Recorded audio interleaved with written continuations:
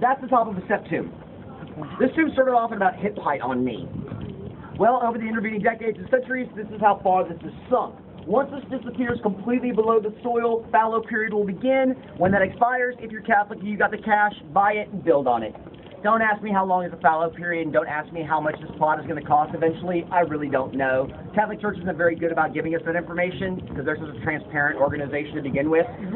Also, I realized a long time ago that in New Orleans, I don't have enough money to own property in this world. I'm not going to own property in the next. I'm going to end up renting my entire existence beyond. But at least I know it's someplace where I can have my lifestyle. Now, this over here with all the X's on it, this is my prime example of why we don't mark on tombs. And the tradition of marking 3 X's on a tomb was started by a less than ethical tour guide company back in the late 70s, early 80s. They told their guests that if you mark 3 X's, knock 3 times at Marie Laveau's tomb, that she'll answer your wish or prayer, and that that's part of voodoo. It's not, guys. Voodoo carries with it a very strong ancestor worship component. You can pray to your ancestors to help you in this world. Well, my grandparents and my great-grandparents aren't going to help me if I let people vandalize their tomb. And that's what this is. This is vandalism. This is desecration. In my opinion, this is blasphemous. What makes this even more offensive to me is that this isn't Marie Laveau's tomb. Her tomb's over there. But when these tour guides don't want to wait their turn over to go to her, they bring them over here or to one in the back, lie to their guests, tell them, no, this is really her tomb, or this is her mom's tomb. You can leave your exes here. I have secret information. Guys, we're not 100% sure who's buried in this tomb. I could go back to the archives and find out, but they're going to be written in Napoleonic French. I don't read Napoleonic French.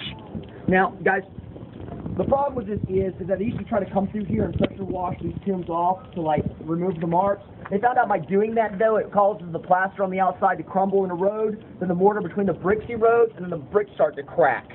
So now we're in a catch-22. Do we try to clean the tombs off and risk destroying them, or do we leave the X's on, knowing it's going to further encourage vandalism, but at least we're maintaining the tomb?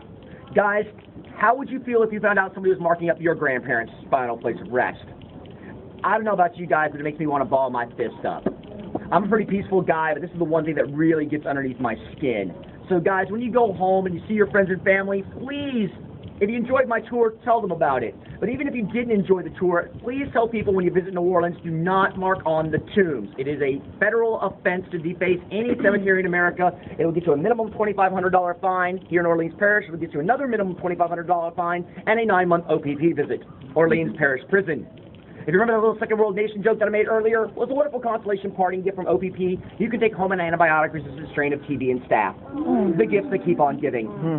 Now, guys, here in front, you see there's a bunch of stuff just left here. Guys, this is supposed to be an offering to the spirit of the tomb. Now, it is traditional to leave an offering at the tomb of an ancestor or Marie Laveau's tomb, but this is mostly just stuff that people found in their pockets and just scattered. This doesn't offend me that much, though, because I can always come back in here with a garbage bag and a shovel and clean this up. It's really the X's that are a problem. Now, there are traditional offerings to be left from Marie Laveau. We'll talk about her when we get toward the end of the tour.